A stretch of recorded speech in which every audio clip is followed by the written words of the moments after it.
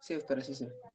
Ok, creo que en esta área nos quedamos, ¿no es cierto? La clase anterior estábamos viendo con respecto al uso de la imagenología para el diagnóstico de la enfermedad renal crónica y habíamos visto pues las diferentes modalidades y siempre de primera línea el ultrasonido, ¿no es cierto? Pero también teníamos otras opciones como es la tomografía, la resonancia, el Doppler o la arteriografía, pero va dirigido ya a cada una de las patologías que podríamos estar sospechando o que ya evidenciamos tal vez alguna alteración a nivel de ultrasonido, ¿no? Y bueno, pues esto, ¿para qué nos va a servir cada uno de estos test para la valoración de la enfermedad renal crónica? Cada una tiene su función, ¿no? Y por qué la requerimos. Con respecto a lo que es la imagenología, estamos hablando del ultrasonido o la urografía, la tomografía, la medicina nuclear o la resonancia, principalmente porque queremos valorar claramente lo que son las estructuras renales, ¿sí? Por ejemplo, en casos de enfermedad poliquística o enfermedad también por reflujo.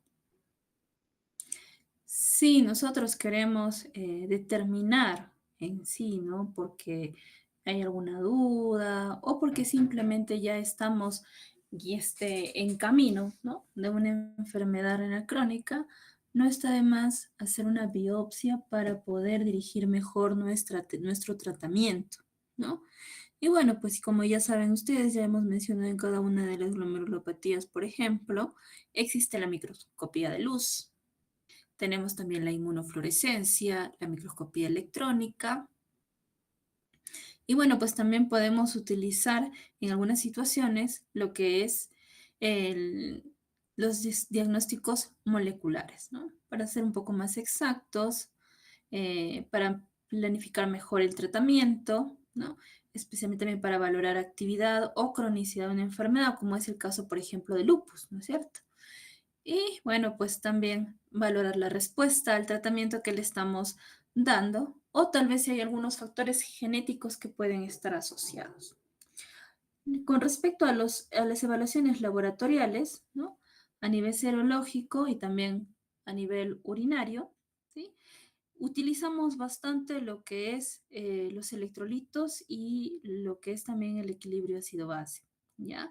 Y algunos anticuerpos, ¿sí? Nosotros valoramos de la parte serológica guiados a lo que estamos sospechando nosotros, ¿no? Por ejemplo, si estamos sospechando de lupus, vamos a pedir ANA, vamos a pedir anti-DNA de doble cadena. Si estamos pensando en una vasculitis pausoinmune, pedimos los ANCAS. En una enfermedad de membrana basal glomerular, pedimos los anticuerpos antimembrana basal glomerular. En una membranosa, pues el antiplado R y así, ¿no? De acuerdo a lo que nosotros estamos pensando, vamos a solicitar. Entonces, pensando en una IgA, entonces pido inmunoglobulinas, ¿no? IgA, así. Pero también, por ejemplo, podemos evaluar lo que es las cadenas ligeras, ¿no? No sé, el grupo anterior creo fue que vimos un paciente con este síndrome nefrótico y que en los hallazgos, ¿no es cierto? Si bien es cierto, no encontramos amiloidosis en las biopsias, pero sí se encontró, por ejemplo, cadenas ligeras, ¿no? Y se ha hecho ya adicionalmente no solo un proteinograma sérico, sino también un proteinograma urinario, ¿no? Entonces, eso nos va a servir, ¿no? Para poder determinar qué otras posibles causas. No todo es, no todo síndrome nefrótico en adulto tiene que ser membranosa, hay otras posibilidades, ¿sí? El uroanálisis, el sedimento urinario también nos van a servir. Y exámenes genéticos, ¿no? Exámenes genéticos que nos pueden guiar también al diagnóstico. Por ejemplo, si tenemos positividad para POL1, ¿en qué podemos pensar? Poca cementaria, ¿no es cierto? También la posibilidad, por ejemplo, PKD1, PKD2, ¿en qué vamos a pensar? En poliquistosis, ¿no? Y así podemos ir guiando nuestro diagnóstico. Ahora, hay factores que son potencialmente reversibles, ¿sí? Y que si nosotros no los manejamos, esto puede empeorar el daño renal, ¿sí? Y lo que va a llevar a que de ser reversible el cuadro, lo pase a que ya sea de manera irreversible. Que por ejemplo, la depresión de volumen, ¿no? Tenemos un paciente que está usando en exceso diuréticos, ¿sí?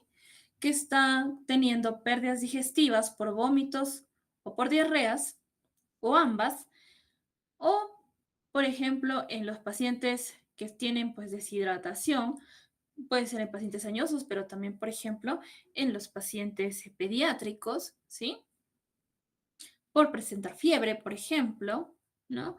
Eh, si nosotros no le damos, no hidratamos a este paciente como debe ser, no reponemos sus pérdidas, no, no suspendemos el uso de diuréticos, pues definitivamente con el tiempo esto va a llevar a un cuadro crónico, va a ir empeorando la función renal de lo que en su momento pudo haber sido reversible. Los cuadros obstructivos también. Si tenemos un paciente con una hidronefrosis, en cuestión de horas ya se puede estar generando un daño renal. Entonces, lo ideal en estos casos es poner la sonda vesical o hacer una nefrostomía para poder desobstruir y pues proteger los riñones, ¿sí? La presencia de trastornos metabólicos, como por ejemplo hiponatremia, hipercalemia, acidosis, hipercalcemias, ¿no? Si no los corregimos, van a generar mayor daño. Infecciones, ¿sí? Ya sea por el uso de sondajes vesicales o cualquier otro procedimiento invasivo, puede llevar también a las complicaciones, ¿no? Sépticas y por tanto también daño renal. Agentes diagnósticos, nefrotóxicos, como ya sabemos, los contrastes yodados están contraindicados en los pacientes con un compromiso renal severo, ¿no? Si lo vamos a utilizar, tenemos que utilizarlo con nefroprotección y siempre, pues, informando al paciente los riesgos que eso conlleva, ¿no? De que se tenga que realizar el examen. De preferencia, no utilizarlo. El uso de gadolinio, ¿sí?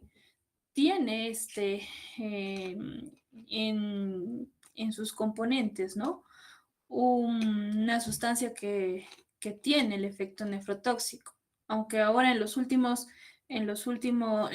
preparaciones, ¿no? Se ha tratado de mejorar y se dice que son un poco más seguras, pero de todas maneras habría que valorar qué tipo de gadolinio estamos utilizando. Y con respecto, pues, a algunos también preparados intestinales para las colonoscopías. Con respecto a los fármacos que deben evitarse o ajustar dosis, pues ya sabemos a la cabeza siempre los AINES, los antibióticos como los aminoglucósidos, también la digoxina, ¿no? Entre otros. Entonces siempre hay que tener bastante cuidado con el uso de los medicamentos y el ajuste de sus dosis según tasa de filtración glomerular para prevenir estas complicaciones. Aquí en este cuadrito, lo que buscamos es que ustedes puedan ver qué es lo que voy a hacer, ¿no?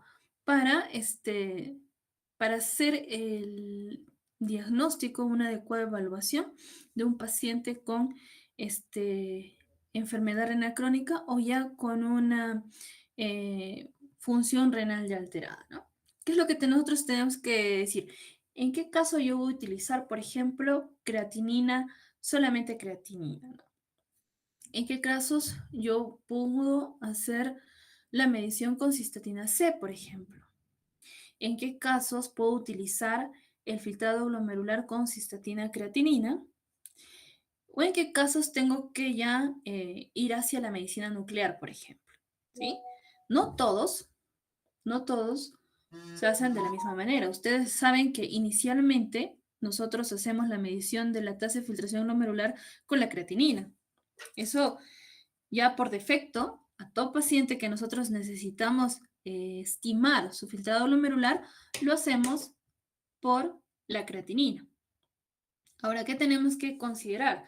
Pues puede haber algún error si es que yo utilizo la creatinina o necesito yo algo mucho más, no va a ser seguro la utilización de la medición con la creatinina o necesito medirlo con la cistatina C. Si yo tengo alguna duda, alguna sospecha, ¿sí? Mejor lo ideal sería utilizar la cistatina C. Si no es así, entonces puedo utilizar y puedo mantener siempre la medición o el control con la tasa de filtración glomerular estimada con creatinina. ¿Ya? Ahora, ¿qué pasa? Hago la medición de la cistatina C, ¿no? O es paciente tributario para la medición de cistatina C. Hay que también tener en cuenta que podría haber también la posibilidad de que podría ser útil el uso de la creatinina con la cistatina, ¿no? O puede haber, tal vez, me puede dar igual un error. Entonces, ante ello, si yo encuentro que va a ser seguro, que no necesito agregar ningún otro estudio, utilizo con calma, aparte de la estimación que ya tenía con la creatinina, uso la medición con creatinina y cistatina que hemos visto, ¿no? En la clase anterior, que es muy segura, es muchísimo mejor que utilizar solamente la creatinina. Entonces, lo utilizo sin problema y hago la evaluación y bueno, ya la estadificación de mi paciente. Pero si no, si veo que no, que voy a necesitar más estudios, entonces ya no me complico la vida y no le hago todo lo que estamos mencionando, sino lo mando directo a medir, ¿sí? La filtración glomerular por medicina nuclear.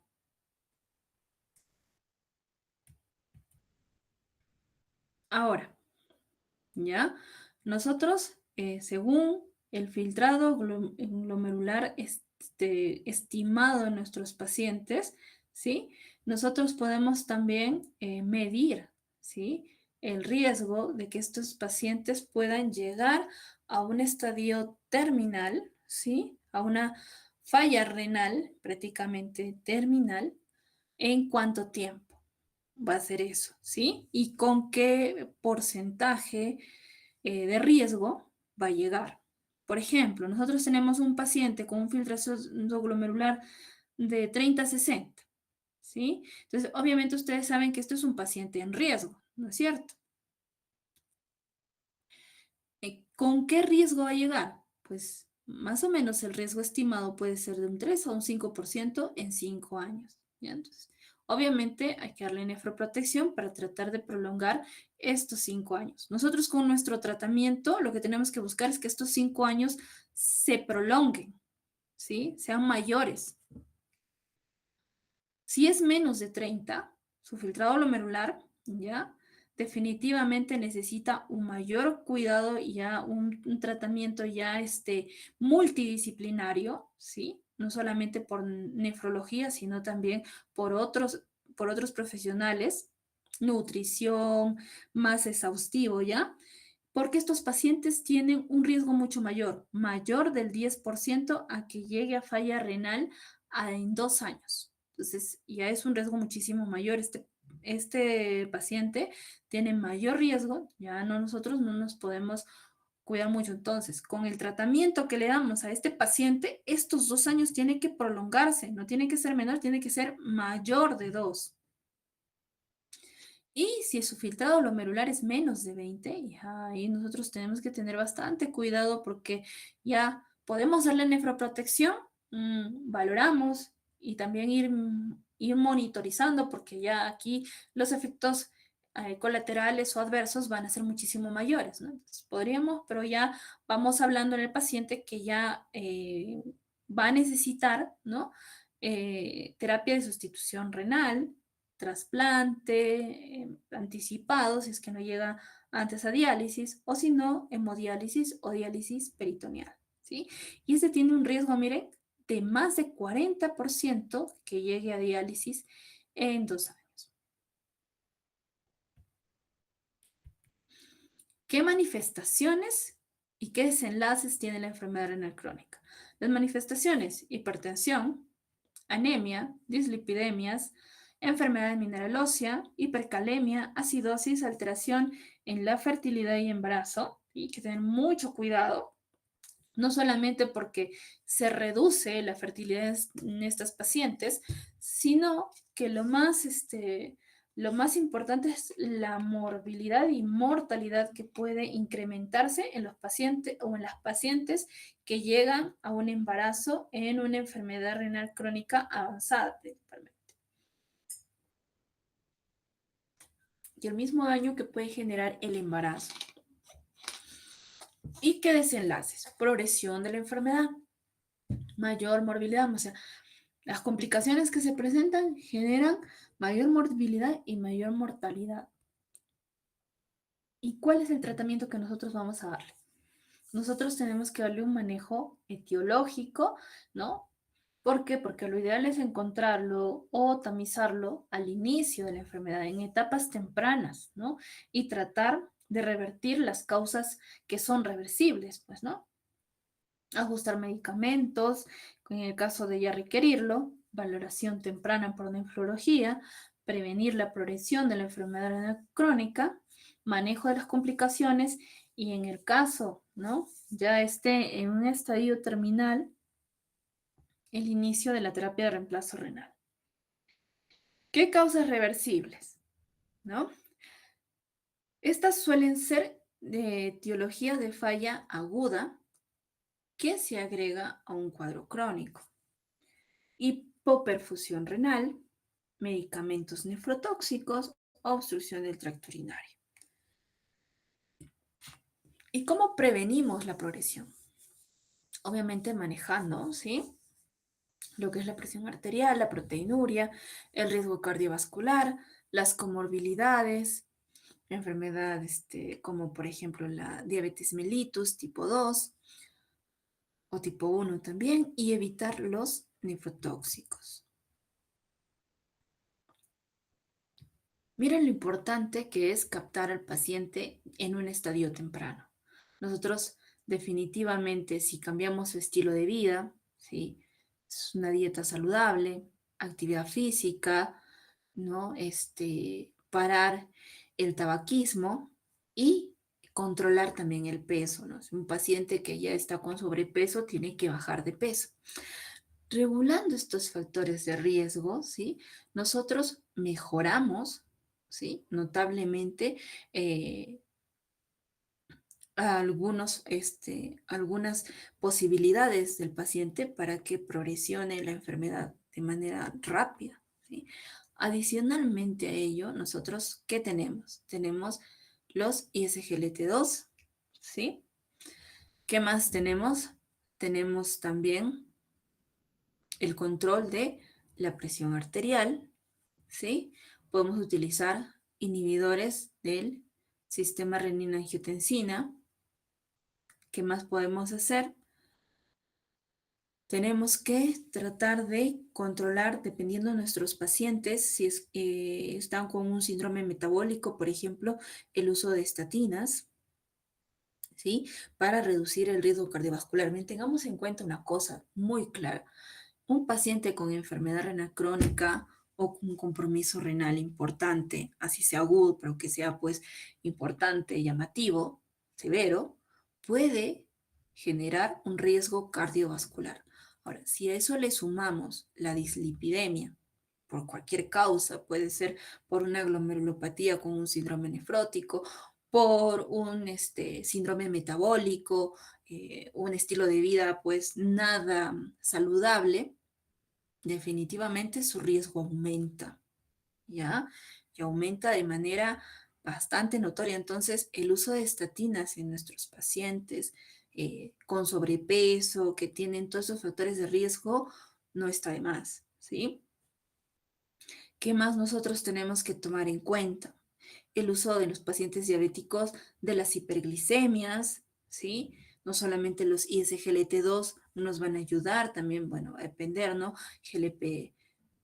Los GLP-1, ¿qué más nosotros podemos utilizar? Los MRA, que ya saben cuáles son, ¿no? ¿Qué más nosotros podemos utilizar? Va a depender mucho de que si nuestros pacientes están presentando pues una hipertensión muy marcada, están presentando tal vez sobrecarga hídrica, podemos utilizar diuréticos, ¿sí? Y bueno, hay algunos casos donde hay una hipertensión pues resistente, pueden necesitar los MRA, pero esteroidales. Cuando nosotros hablamos previamente de los MRA, estamos hablando de los no esteroideos, ¿no es cierto? Como la finerenona. Pero aquí, cuando hablamos de los esteroidales, ¿de qué estamos hablando? De, por ejemplo, espironolactona, por ejemplo, ¿no es cierto? Entre otros, que utilizamos bastante. Y aparte de las estatinas, ¿qué más tenemos que utilizar? Antiagregantes plaquetarios, podemos utilizar eh, antiinflamatorios, ¿sí? Y el manejo importante de que de las complicaciones, anemia, enfermedad mineral ósea, la acidosis, la hiperpotasemia, ¿no? Entre otros, ¿no? ¿Y cómo hacemos? Nuestro paciente, por ejemplo, puede estar con sobrecarga hídrica, ¿sí? Los pacientes a veces vienen hipertensos, ¿ya? Con presiones elevadas que no se controlan, ¿no?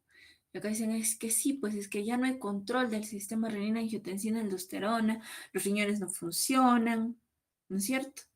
El sodio es otro problema que está elevado, no se está controlando. Entonces, ¿qué hacemos?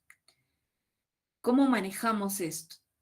¿O cómo tomamos a este paciente? Este paciente, en una alta probabilidad, está presentando una sobrecarga hídrica. Entonces, ¿qué es lo que podemos utilizar ahí? Diuréticos, ¿no es cierto? Tenemos que tratar de bajar el, el exceso de líquido. Si hay una sobreactivación del sistema renina-angiotensina-aldosterona, como le estaba diciendo, no hay un control de renal de este sistema. Entonces, ¿qué es lo que nosotros tenemos que utilizar ahí? IECAS, ARA2, ¿sí? Ahora, ¿cuál sería nuestro control de la presión? ¿Hasta qué niveles nosotros tenemos que llegar? ¿Ya? Bueno, depende por ejemplo, la albuminuria que presenta nuestro paciente, ¿sí? Y por lo general nosotros preferimos que las presiones sean lo más bajas tolerables posibles. Obviamente que hay otros factores, la edad, por ejemplo, que nos van a indicar que tal vez hay valores que nosotros vamos a tener que aceptar en estos pacientes 130-80, pero en la medida de lo posible, y más si es un paciente joven, tenemos que tratar de llevar a los niveles de normalidad aceptados, que son 120-80, ¿no? Proteinuria, eso también es algo importante, ¿no? Cuando hablamos de enfermedad renal crónica, tenemos que tener en cuenta que algunas cursan con proteinuria y otros casos no cursan con proteinuria, ¿sí? Y los que cursan con proteinuria, tenemos que tratar de reducir la presión intraglomerular. Acordémonos que aquí hay una posibilidad de que una de las afecciones principales sea a nivel glomerular. Podemos utilizar YECARA2, ¿sí? Y añadir, como mencionamos, los diuréticos si hay edema, porque eso está hablando de sobrecarga hídrica, ¿ya? Y en el caso de que no haya proteinuria, ¿no? Podemos utilizar YECA o ARA2 si no hay evidencia de superioridad con inhibidores del sistema renina-angiotensina-aldosterona. Tenemos que usar los diuréticos y también los bloqueadores de los canales de calcio no dehidropiridínicos, ¿no?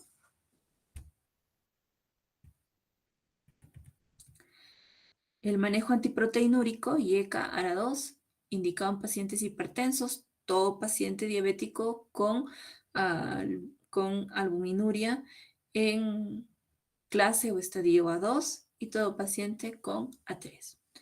La dieta, aquí también tenemos que tener en cuenta qué cantidad de proteínas yo le voy a dar al paciente. El paciente está presentando proteinuria y hay posibilidad de que tal vez esté presentando hipoalbuminemia.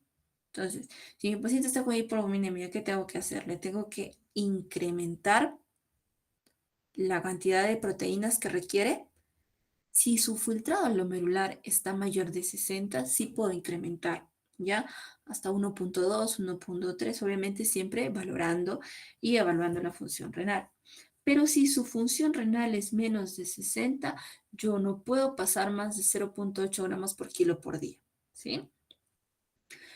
Hay algunos estudios que han demostrado que bajando menos de 0,6 gramos por kilo por día no hay beneficios, ¿ya? Entonces, el punto de corte es 0,8 hasta, ¿no? Más de 0,6 en algunos casos. La dislipidemia. Yo les estaba comentando, ¿no es cierto? Nuestros pacientes ya, cuando ya tienen un compromiso renal, tienen un riesgo cardiovascular ya. Sí, y eso ya lo tenemos que ver. Y nosotros tenemos que tratar de prevenir. Las muertes cardiovasculares son las principales causas de muerte de nuestros pacientes renales. Entonces, nuestro paciente puede estar presentando hipertrigliceridemia, ¿sí? Y aunque lo demás esté normal, ¿sí? Podemos encontrar como primer punto hipertrigliceridemia.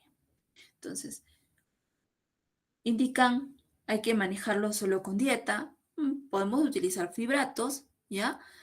Y solo si es que el filtrado glomerular, pues, es más de 86 miligramos por decilitro, pese al manejo no farmacológico.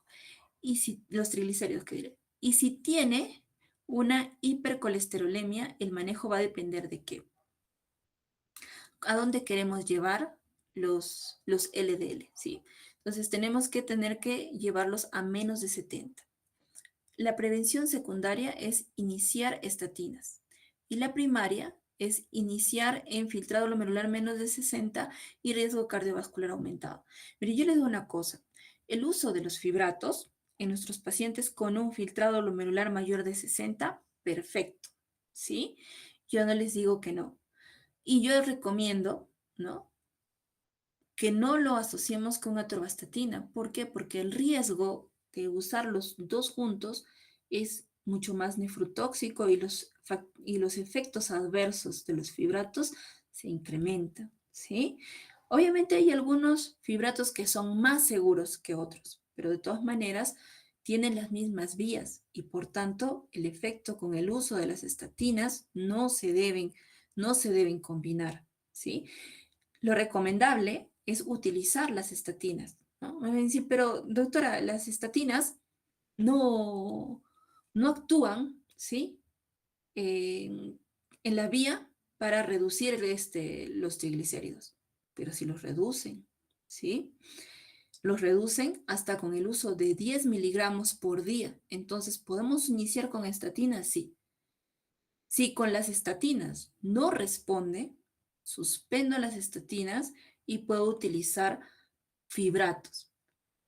Pero si es que tenemos a los dos afectados, LDL y triglicéridos, estatinas, solo estatinas.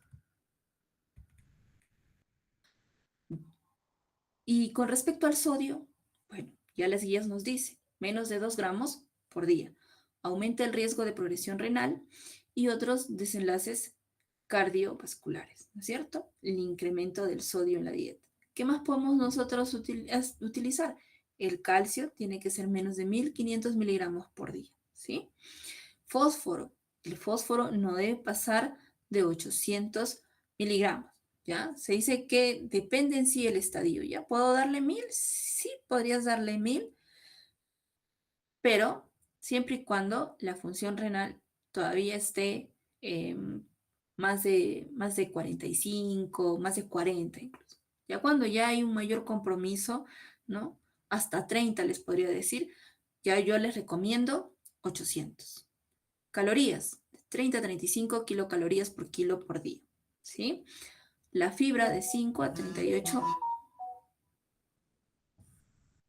gramos por día, va a depender obviamente, ¿no? De cada paciente. Y el potasio, sí, a partir del estadio G3, nosotros tenemos que tratar de limitar, ¿sí? Y siempre guiando con el monitoreo. Por ejemplo, hay pacientes que pueden consumir el potasio de manera normal, ¿sí?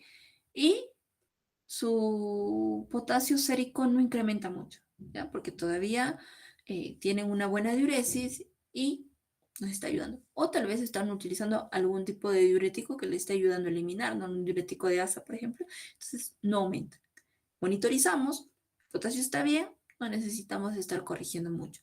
Pero hay pacientes que con un poquito que consuman, sube demasiado. Entonces, en ese caso, de estos pacientes tenemos que limitar, ¿no? Y casi siempre esa limitación empieza desde filtrado glomerular en la clasificación de G3 para abajo. Con respecto al riesgo cardiovascular, la aspirina, hay que ver en qué casos vamos a indicarlo. Acordémonos también que también nos puede generar acidosis metabólica en estadios avanzados. Manejo de otras comorbilidades. La pobre evidencia también de los manejos en diálisis, ante la falta de evidencia, el manejo de la prevención es similar, ¿no? ¿Qué pasa? Tenemos algunos pacientes que presentan, pues, aunque estén en anemia, ojo, ¿ah? Pero pueden presentar un estado de hipercoagulabilidad, ¿ya? En diálisis. Y ustedes saben que nosotros utilizamos heparina. Nosotros, si incrementamos la cantidad de heparina en el paciente en diálisis, aumentamos el riesgo de sangrado. Entonces, en los casos de los pacientes que presentan estos problemas, podemos administrarles aspirina con ciertos cuidados, obviamente, ¿no? Ciertas recomendaciones, dándole al paciente para que su sangre, ¿no? No presente esta hipercoagulabilidad tan marcada. Entonces, ahí en esos casos los utilizamos, ¿no? Con ciertos cuidados, obviamente, porque utilizar anticoagulación en estos pacientes también conlleva sus riesgos, ¿no? Con respecto a la nefropatía diabética, aparte del adecuado control de la presión, también tenemos que tener glicemias, pues, en metas, pues, adecuadas y una hemoglobina glicosilada, ¿sí? Menor de 7%. En pacientes diabéticos, ¿cuánto es la meta de la hemoglobina glicosilada? ¿Menor de cuánto? Menor de 7, doctora. No, exacto. En cambio, miren cómo aumenta en los pacientes con nefropatía diabética, ¿ya? O sea, con ya tienen un compromiso renal importante, estamos hablando, ¿sí? En estos casos le damos un poquito más de chance, ¿por qué? Porque estos pacientes, si es que nosotros, ¿cómo se podría decir? Ya no vamos a tener esa misma se podría decir, estrechez que en los otros pacientes. ¿Por qué? Porque si nosotros le bajamos más, aumentamos otras complicaciones. Entonces, ante ello, ya nosotros, 7, nosotros ya estamos contentos, tranquilos con los pacientes. Obviamente, tenemos que seguir controlando modificaciones en estilos de vida. También valorar el inicio de estatinas, el uso de los YECAS, los ARA2, si hay proteinurias o si hay hipertensión, el manejo de ISGLT2 a menos que el filtrado glomerular se reduzca a menos de 20, ¿sí? En pagliflozina nosotros podemos utilizar hasta 20, DAPA hasta 30, ¿sí? Y acá hay algunos estudios con ISGLT2, ¿sí? ¿Qué es lo que nos están diciendo o indicando, ¿no?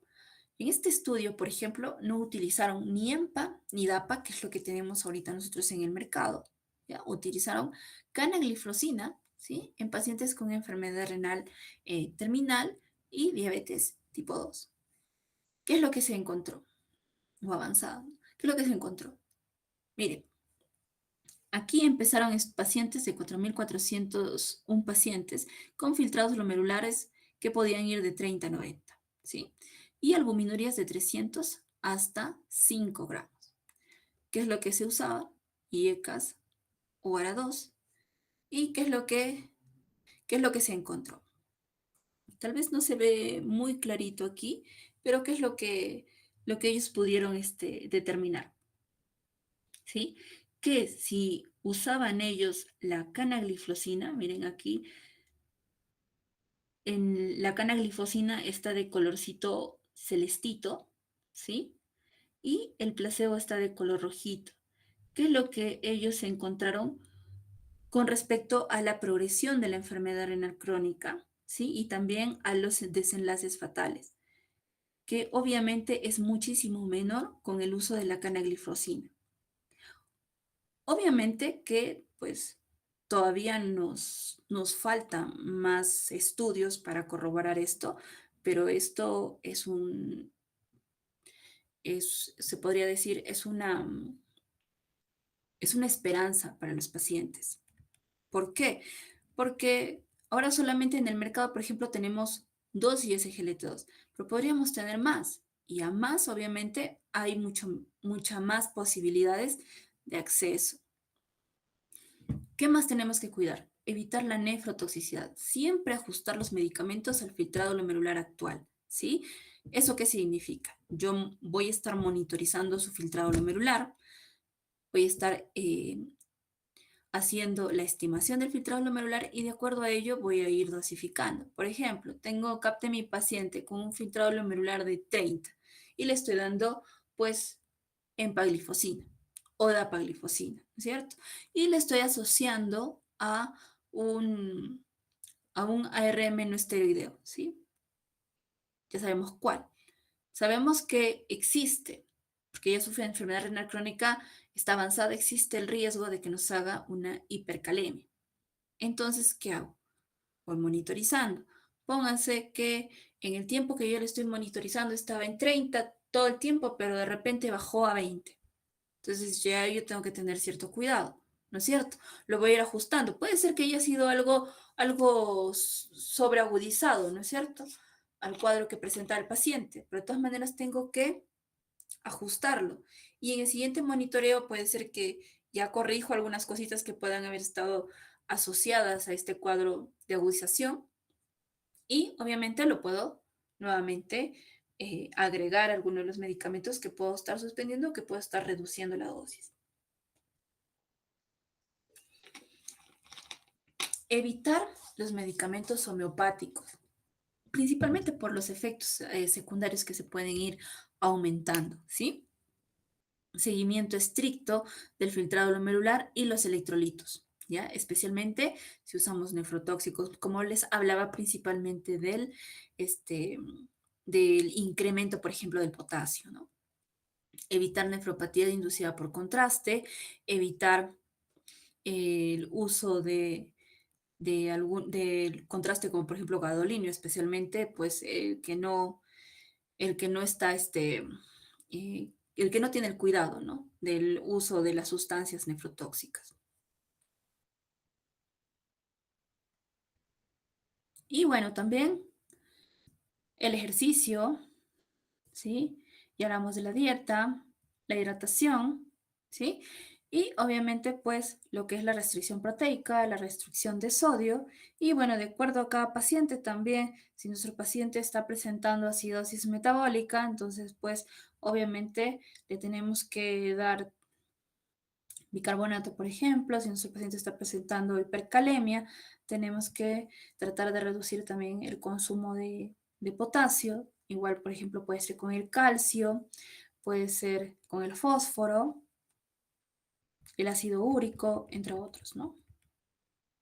Complicaciones como la anemia, la enfermedad mineral ósea, la acidosis metabólica, la uremia, la sobrecarga hídrica, la hipercalemia y la disfunción tiroidea. ¿Qué vamos a hacer en la anemia? La anemia ya sabemos, ¿no? Como está el paciente ya con un compromiso renal, definitivamente ya no se está produciendo la eritropoyetina como debe ser, entonces hay que dar suplemento de eritropoyetina, ¿sí? A nivel del mar, ¿no? Se dice que hay que tratar de mantener hemoglobinas de 10 a 11.5, pero nosotros, en nuestra realidad, nosotros tenemos que considerar hemoglobinas más altas, ¿sí? Es más, nosotros consideramos nuestras hemoglobinas topes de 12 hasta 13, ¿no? Nosotros con esos valores, nosotros estamos tranquilos. ¿Por qué? Porque obviamente, miren, tenemos en cuenta algo muy claro, ¿no? El doctor Nieto siempre nos dice, y es cierto, ¿no? cuando una persona aquí en altura no tiene ningún problema renal, su hemoglobina es de 16 a más. Y es la verdad, 16, 17 son los valores aproximados que se manejan, ¿no? Y si es varón, mujer, obviamente por ahí hay un rango de cierta diferencia, pero de esos valores, por lo general, no pasan. Entonces, si nosotros lo comparamos con el nivel del mar, a nivel del mar las hemoglobinas promedios son de 13 a 14. Entonces, que hablemos ahí con hemoglobinas de 10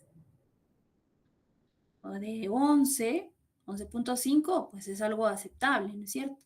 Pero en nuestra realidad, ¿no? Ya sería prácticamente, pues, no sería adecuado. Entonces, por eso nosotros manejamos hemoglobinas más de 12 a 13, nosotros perfectos. Pero adicionalmente a eso, a la epoetina, no solamente la epoetina es lo único que nos va a ayudar al manejo de la anemia, no. Nosotros también tenemos que valorar cómo está el hierro sérico, cómo está la ferritina, cómo está la saturación de transferrina. Entonces, de acuerdo a ello, nosotros vamos a ver la suplementación de hierro en nuestros pacientes. Y con respecto a las alteraciones fosfocálcicas, ¿sí? Si hay una hiperfosfatemia o una hipocalcemia, ¿no? Entonces, nosotros, ¿qué tenemos que valorar aquí? ¿Cómo está la paratormona, ¿no es cierto? Si hay un hiperparatiroidismo secundario, sabemos que puede haber una osteodistrofia, ¿sí? Entonces, ¿qué es lo que nosotros tenemos que dar? ¿Qué daríamos? Miren que asociado a ello yo utilizo Vitamina D. Vitamina B. vitamina Calcitriol. calcitriol, ¿no es cierto? Entonces tenemos que suplementar con vitamina D. Y bueno, obviamente, pues nosotros tenemos que guiarnos también según, ¿no?, el filtrado glomerular de nuestros pacientes. No es lo mismo, ¿sí?, el manejo del hiperparatiroidismo secundario en un paciente que tiene un filtrado glomerular de 60, por ejemplo, o más de 30, con un filtrado glomerular menor de 30, o un paciente en diálisis, por ejemplo, ¿sí? Los valores de paratormona que nosotros vamos a medir o vamos a esperar, pues varían, ¿sí? Y conforme va aumentando la enfermedad renal crónica, pues obviamente los valores de la paratormona considerados normales van a ser un poquito más altos, ¿no? Ya en estadio terminal, por ejemplo, nosotros vamos a aceptar valores de 150 a 300, pero si, por ejemplo, el filtrado glomerular es mayor de 30, todavía podemos aceptar valores de 150, de 100, ¿no? Y obviamente, si el filtrado glomerular es mayor de 60, obviamente los valores se van a considerar normales, los habituales que nosotros conocemos, ¿no? Menos de 60. Y con respecto a lo que es, a ver, la hiperfosfatemia, ¿sí? Ya les mencionaba más o menos que los valores de fósforo, conforme va aumentando la enfermedad renal, va progresando la enfermedad renal crónica, ¿no?, cada vez van siendo mucho mayores. Entonces nosotros tenemos que tratar de bajarlo. ¿Cómo lo podemos conseguir? Reducimos la ingesta de fósforo en la dieta, pero también podemos dar quelantes, ¿sí? Y eso obviamente va a depender también del filtrado glomerular, ¿sí? No es lo mismo manejar una hiperfosfatemia en un paciente con enfermedad renal crónica en un estadio 3, 3B o 4 que en un estadio 5, por ejemplo.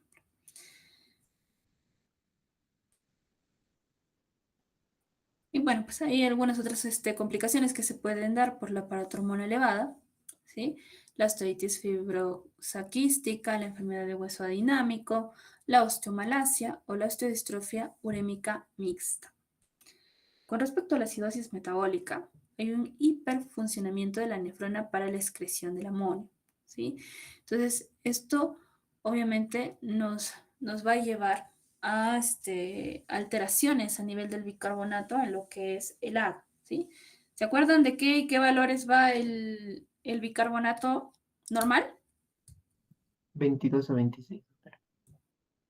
Muy bien, 22 a 26, ¿ya? Entonces, obviamente que en altura los valores pueden ir un poquito menos, ¿no? Pero si ya baja menos de 22 el bicarbonato, ojo, tener cuidado. Entonces, ¿qué es lo que tenemos que hacer? Reponer el bicarbonato. Entonces, diario le podemos dar suplementación de bicarbonato. Se dice que podemos dar de 0,5 a 1 mil equivalente por kilo por día, ¿sí? Y tenemos que tratar de mantener, aquí miren, si se dan cuenta, podemos pasar un poquito hasta 29 mil equivalentes. O sea, podemos tener a nuestro paciente en un estado de alcalosis, ¿sí? Porque el riesgo de que nos presente una acidosis y que esa acidosis, pues ustedes saben, puede ser refractaria, es, es alta, ¿no? Entonces, para evitar tener a nuestro paciente en ese riesgo, pues podemos pasarnos un poquito. ¿Por qué tenemos que manejarla? Aquí lo dice. Mortalidad y progresión de la enfermedad renal crónica, alteración ósea, catabolismo proteico, agravamiento del hiperparatiroidismo, disminución de la capacidad de sistemas buffer, alteración de la contractilidad miocárdica, resistencia a la insulina y hormona de crecimiento, la inflamación sistémica y puede llevar a un shock a este paciente.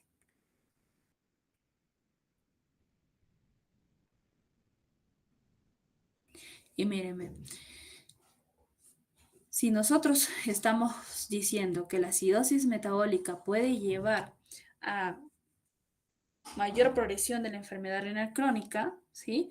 Entonces, si nosotros utilizamos bicarbonato de sodio, ¿qué podemos hacer? ¿Reducir la progresión? Pues sí, miren. Sí podemos reducir, ¿ya? Con el control del uso de bicarbonato. El bicarbonato nos está ayudando también para controlar, ¿sí? La progresión de la enfermedad renal crónica. Más prevalente según avanza la enfermedad renal crónica, y eso es cierto. A mayor estadio de la enfermedad renal crónica, mayor riesgo de que haya una acidosis metabólica.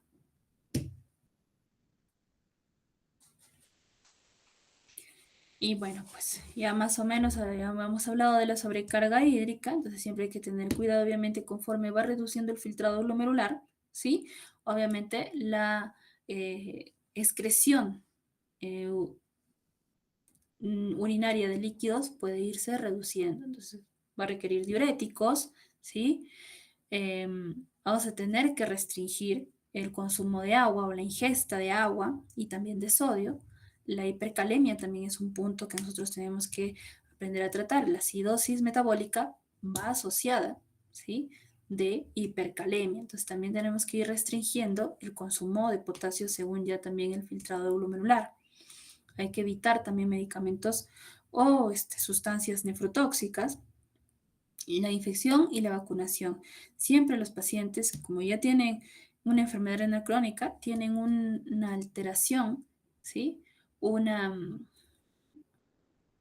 insuficiencia, se puede decir, ¿no? Un déficit del sistema inmune.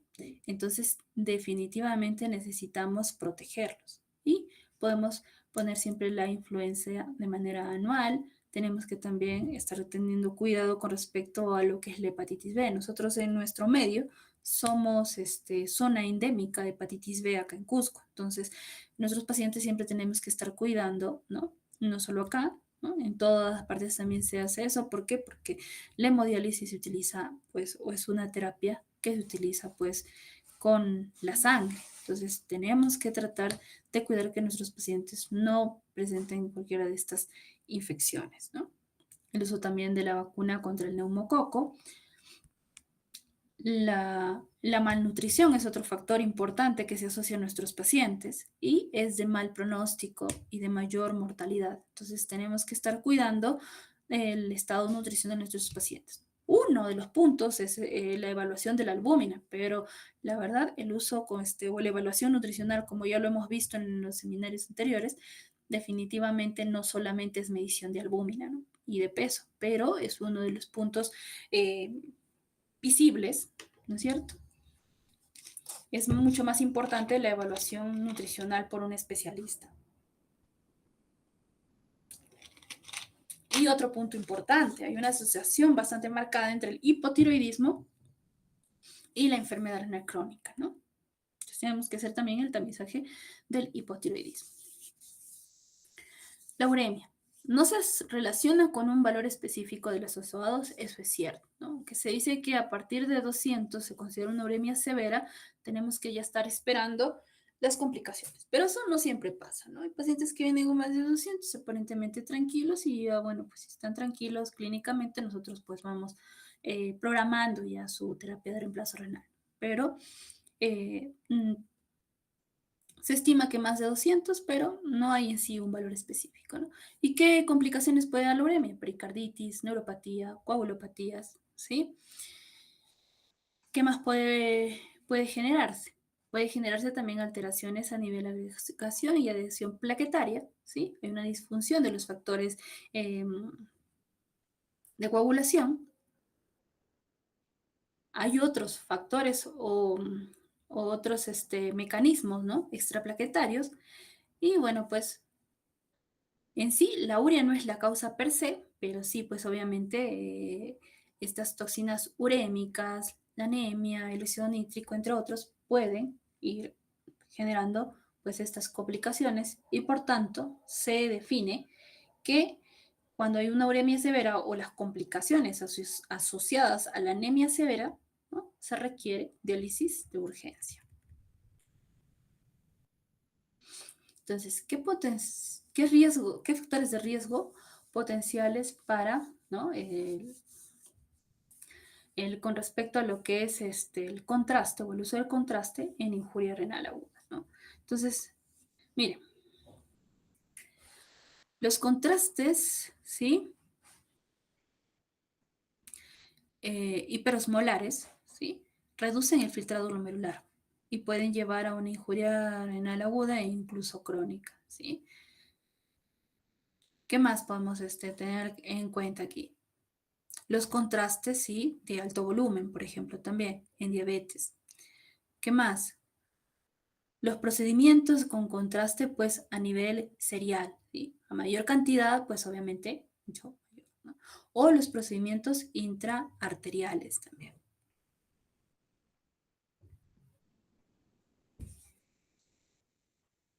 Nosotros tenemos que tener en cuenta, ¿sí? En qué momento nosotros, o bueno, el médico, ¿no? O el personal de salud tiene que referir al paciente al nefrólogo, ¿no?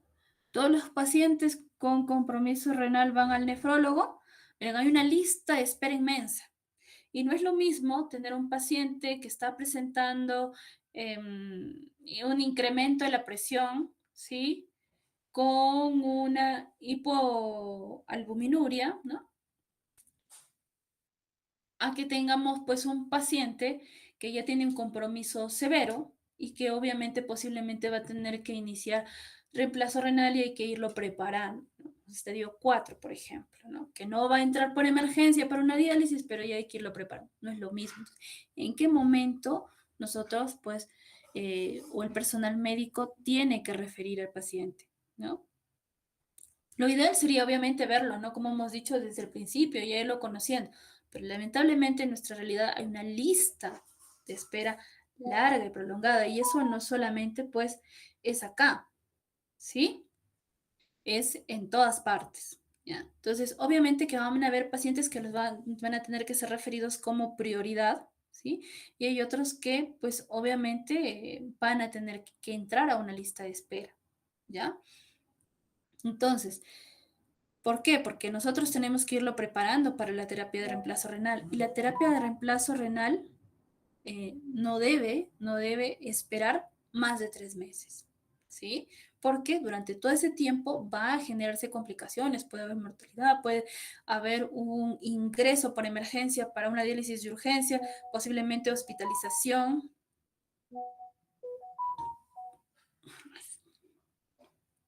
Entre otros, ¿sí? Mayor incremento de mortalidad, entre otros.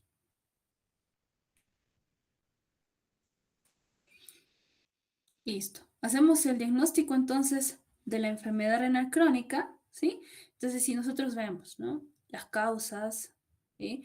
la estimación del filtrado glomerular, la tasa de creatinuria, proteinuria, ¿sí? La albuminuria microscópica o la hematuria microscópica, entre otros. Entonces, ¿qué es lo que se tiene que hacer? Evaluamos las causas, ¿no? Entonces, si es una enfermedad renal crónica, ¿sí? Pueden haber una enfermedad renal también hereditaria o hay una nefrolitiasis pues recurrente, ¿sí? Entonces, obviamente necesita, ¿sí? Una evaluación especializada, ¿no? Ya por el diagnóstico para un tratamiento. Pero miren aquí, por ejemplo, la planeación y la preparación para el ingreso ya a terapia de reemplazo renal. Nosotros ya hemos dicho bien claro que va a depender obviamente del estadio, ¿sí? O del filtrado glomerular estimado, el riesgo que va a llevarlo a una terapia de reemplazo renal, ¿no es cierto? Entonces, eso es lo que nosotros tenemos que ver, ¿sí? Para que nosotros vayamos enviándolo para la planificación. Estos pacientes, ¿sí? Especialmente los que ya tienen un filtrado glomerular menos de 20, por ejemplo, ellos definitivamente, ellos tienen que tener prioridad para ya planificar el inicio a terapia de reemplazo renal. En cambio, por ejemplo, si tiene una albuminuria, una microhematuria, eso no significa obviamente que no sean importantes, ¿no? Pero su manejo puede ser conjunto incluso. Si hay un paciente ya con complicaciones, pues obviamente también el manejo de las complicaciones. Y con respecto a las modalidades de tratamiento, ¿sí? Nosotros en nuestro hospital, por ejemplo, tenemos las 3 modalidades, ¿sí? ¿En qué momento vamos a empezar la diálisis en nuestro paciente? Decimos que a partir del estadio 5, con un filtrado glomerular menor de 15, tenemos que empezar terapia de reemplazo renal, ¿no es cierto? Pero la verdad es que no hay un valor específico. Y ustedes le van a hablar a su paciente, señor, usted ya necesita entrar a diálisis, mire, tenemos que crear una fístula o tenemos que poner una catéter en la barriguita. El paciente no lo acepta tan fácil. Obviamente todo es un proceso. Nosotros le obligamos a pasar a un tipo de terapia al paciente, el paciente no está conforme, el paciente se va deteriorando. Entonces, ¿en qué momento ya definitivamente ya no hay mucho que esperar cuando nuestro paciente tiene un filtrado glomerular de 8 a 10, se dice incluso, ¿no? En esos valores, nosotros recién ahí podríamos decir, bueno, sabe que señor, ya no hay mucho que esperar, usted ya sí o sí tiene que entrar. Pero el paciente a veces nos dice, vamos con calma, porque ustedes saben, preparar a un paciente para que entre a sala, para que le pongan una fístula, para que le pongan un catéter, demora. Entonces, mientras tanto, va pasando por psicología, va pasando por nutrición, para que el paciente esté en las mejores condiciones y vaya aceptando normalmente pues ya su condición, ¿no?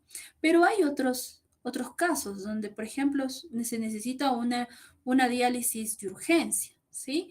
Y en esos casos, pues, ¿no? Obviamente, si el paciente está con una pericarditis urémica, una pleuritis, una encefalopatía urémica, una diátesis hemorrágica, una sobrecarga hídrica, pues encima severa o refractaria a diuréticos, una hipertensión resistente, alteraciones metabólicas persistentes, ¿no? Como una acidosis metabólica severa, refractaria, una hipercalemia severa, ¿no? Náuseas, vómitos persistentes, nosotros pues tenemos que entrarlo a diálisis de manera urgente. Pero si no es así, tenemos que discutirlo de manera anticipada para su preparación, ¿no? Existen 3 formas, hemodiálisis, la diálisis peritoneal y el trasplante. Obviamente lo ideal es que todo paciente llegue a trasplante, pero sin embargo no todos son candidatos. Hay ciertas condiciones de algunos pacientes que definitivamente no los hacen aptos para el trasplante, ¿no? La hemodiálisis requiere un acceso venoso en la extremidad superior no dominante. Hay un mayor riesgo de robo arterial en miembros inferiores, eso es cierto, no es lo que se indica, y no utilizar el brazo elegido para tomar muestras o tomar la presión, ¿no? Eso va a dañar nuestra fístula y ahí sí, pues, ¿no? Es un problema bastante serio. ¿Cuál es el acceso ideal? Las fístulas arteriovenosas. Requieren tiempo de más duración, Es por lo que se recomienda colocar unos 6 meses previos al inicio de la diálisis, ¿no? Menor tasa de infección, mayor durabilidad, menor tasas de obstrucción también, ¿no?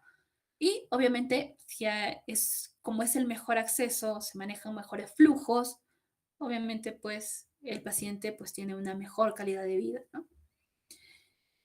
Los injertos se pueden utilizar, si no es viable una biopsia, se puede utilizar un injerto arteriovenoso, se va de 3 a 6 semanas previas, o bueno, pues en los casos ya donde no haya opciones de accesos por fístulas ni por injerto, un catéter tunelizado, ¿no?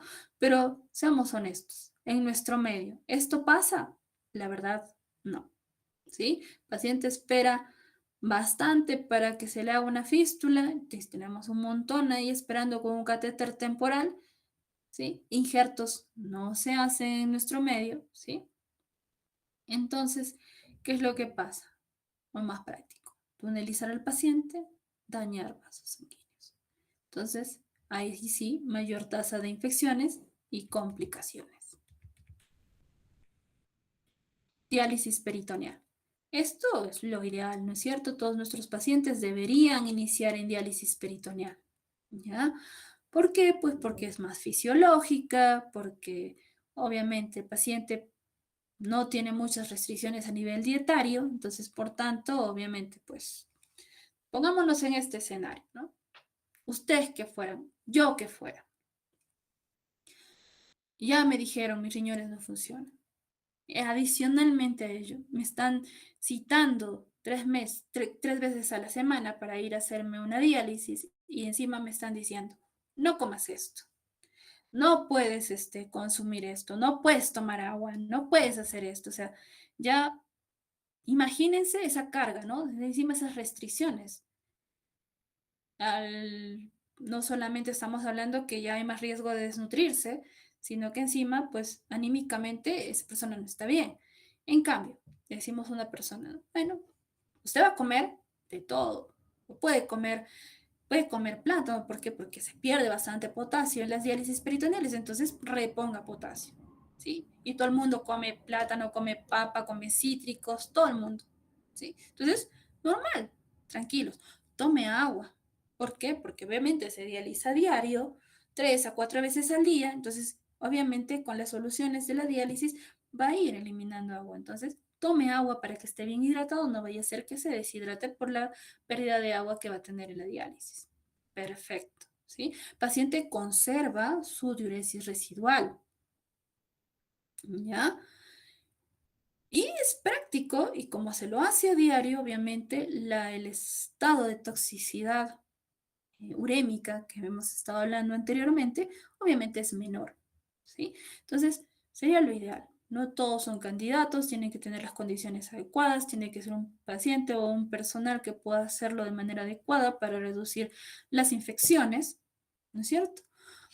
Y obviamente, pues también hay un tiempo de preparación, ¿sí? Obviamente se coloca el catéter y inmediatamente nos empieza la diálisis. Se tiene que esperar, pues que obviamente que bien, que no hayan fugas, no se evidencien fugas, ¿no? Que tal vez no esté muy grande el orificio de salida, qué sé yo, tantas cosas que pueden ocurrir en la colocación de un catéter, ¿no? Entonces se va haciendo mientras tanto la preparación y más o menos de 10 a 14 días ya el paciente pues puede hacerse solito sus diálisis y empieza la diálisis peritoneal en casa. Y bueno, pues no, lo ideal, el trasplante renal, ¿sí? El trasplante renal mejora la supervivencia, ¿sí? Si es un trasplante anticipado, muchísimo mejor porque previene todas las morbilidades que se asocian a la diálisis, ¿no? Obviamente sí hay que tener cuidado bastante con lo que es la inmunosupresión, ¿no? Como se toma tratamiento inmunosupresor, el paciente pues tiene que tener bastante cuidado de no infectarse, ¿no? Y para la inmunosupresión hay dos fases, la fase de inducción, que nos evita el rechazo celular agudo, y la de mantenimiento, que le damos una dosis inmunosupresora ya mínima, que tiene que tomar diariamente para evitar el rechazo y minimizar también los efectos colaterales.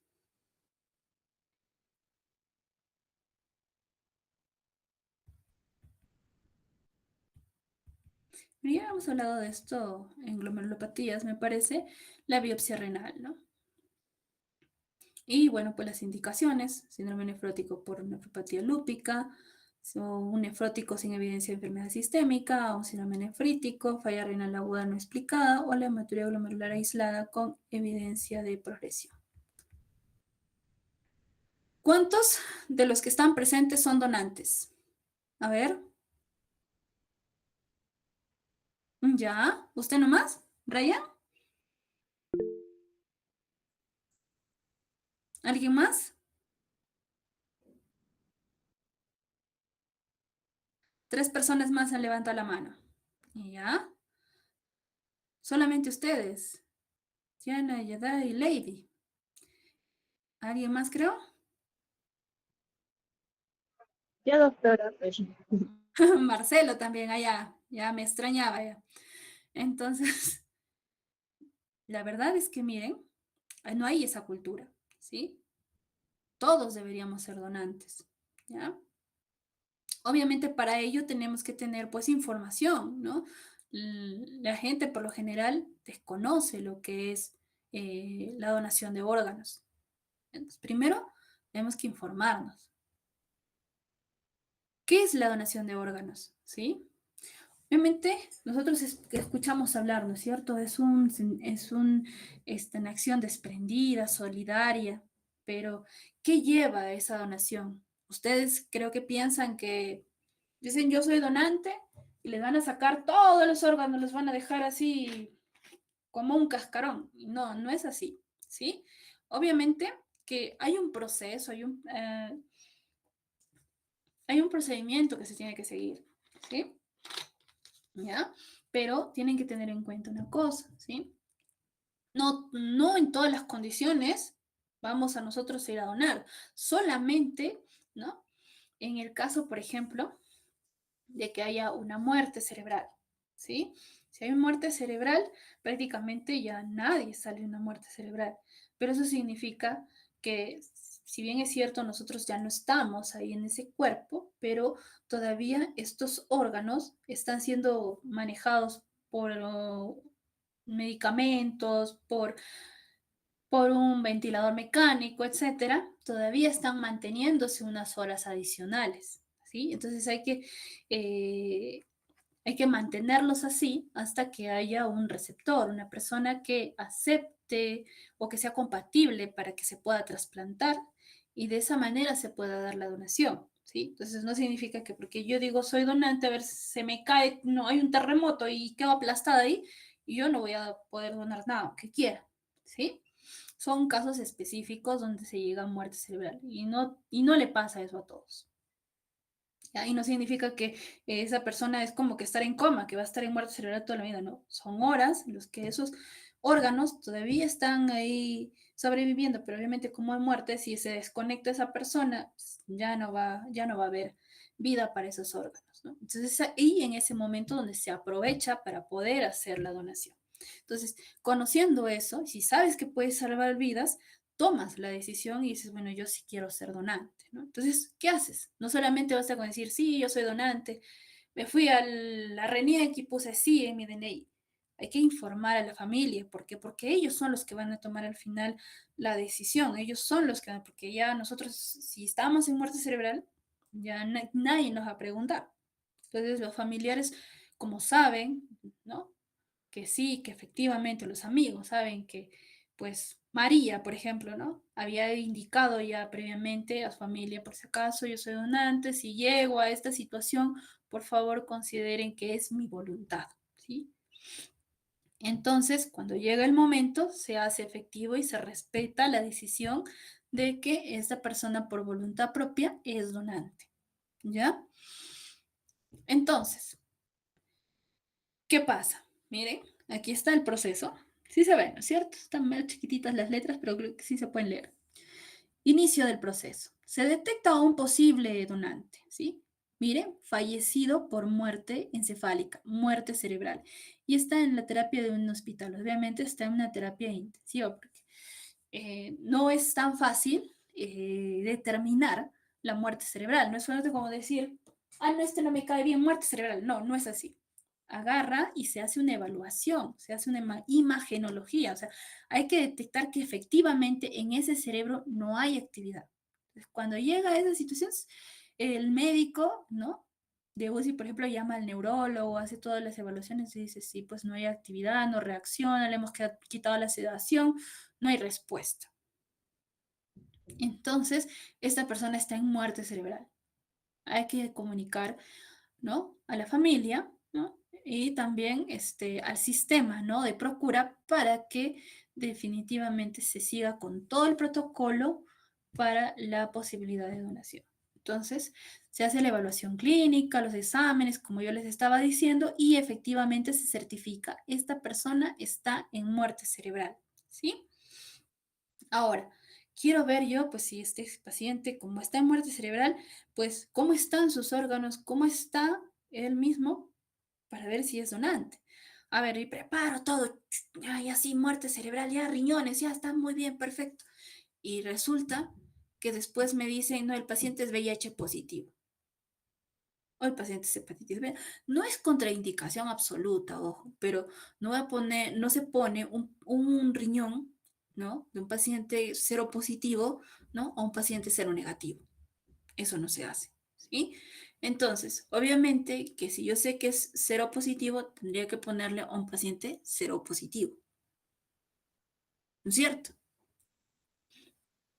Entonces, en esas situaciones, ¿sí? Se tiene que evaluar todo eso, cómo están funcionando los riñones, cómo están los demás órganos, porque no solamente se donan riñones, ¿no? También otros órganos. Entonces, primero, hay que valorar, ¿el paciente dejó constancia expresa de su voluntad de donar órganos? ¿Dónde lo vamos a eso? En la RENIEC, ¿no? ¿No es cierto? Dice, sí, donante. Muy bien. Entonces, eso se comunica pues a la familia también, ¿sí? Entonces se le habla y se le explica de que pues obviamente él dejó esa voluntad y ellos tienen pues que respetar, o si van a dar tal vez otra opción, no van a querer respetar esa decisión, ¿no?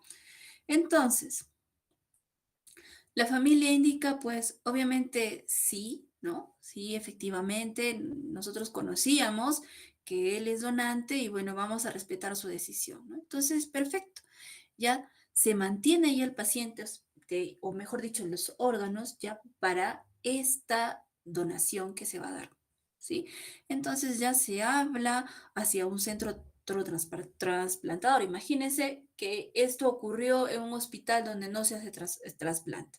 Entonces, obviamente, van a tener que transportarlo a un área donde lo van a poder mantener, tengan todas las condiciones. Hay un área de procura, ¿no? De unos especialistas preparados en el área de trasplante para poder preservar los órganos.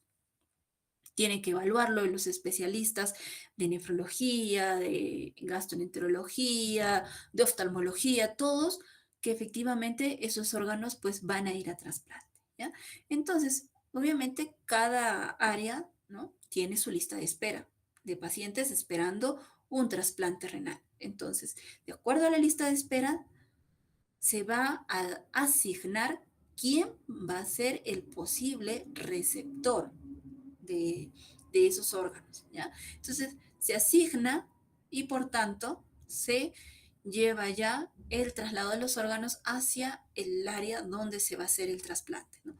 Lo bueno que acá en nuestro hospital nosotros tenemos las condiciones, ¿no? Entonces viene, por ejemplo, de alguna clínica o de cualquiera de los otros hospitales de Minsa, el paciente en muerte cerebral pasa al área de UCI donde tenemos a los médicos de comité de trasplante que se encargan de la preparación de los órganos, luego nos comunican en el caso de trasplante renal a los médicos de nefrología para que hagamos la evaluación y según nuestra lista de espera, la asignación del paciente que va a ser el beneficiario o los pacientes, que en este caso pues son 2 riñones.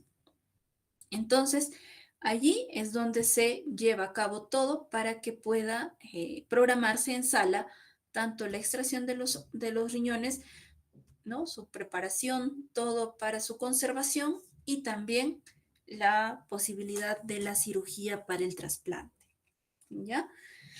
Entonces, es todo un proceso que lleva eso. Y bueno, pues aquí tenemos que tener en cuenta que hay órganos que son de donante cadavérico, ¿no? y hay órganos que se pueden dar de donante vivo. Por ejemplo, corazón es en donante cadavérico, válvulas cardíacas es en donante cadavérico, ¿no? En cambio, en donante vivo, células madre, un lóbulo hepático, por ejemplo, intestino de manera parcial, un riñón, ¿sí? No los dos, sino uno solo, piel, tegumentos, ¿sí? Médula ósea. Eso es lo que se puede donar de donante vivo. En cambio, donante cadavérico se puede todo, ¿sí? Ahora, cada uno de los órganos tiene un tiempo, ¿sí? De duración de lo que se llama isquemia, isquemia fría, ¿sí? No puede pasar más de ese tiempo porque las condiciones o las soluciones en donde se conservan no permiten que pase más de ese tiempo. Si no se desnaturaliza, puede haber alguna, la isquemia es mucho mayor y ya hay una pérdida de esos órganos. ¿Alguna pregunta?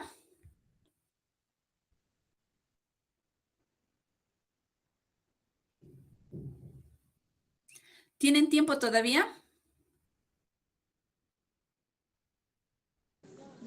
Sí, doctorita, ¿para qué tema nos tocaría ahora? ¿Infección? Doctora, disculpe, ¿usted cree que lo podamos programar para ¿Para otra mañana? reunión? Mañana en la presencial y programamos otra virtual, por favor.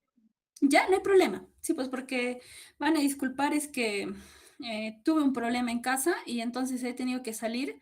Por eso es que hemos empezado media hora después. Pero no hay problema. Entonces, el día de mañana continuamos con infección hasta donde lleguemos. ¿Ya?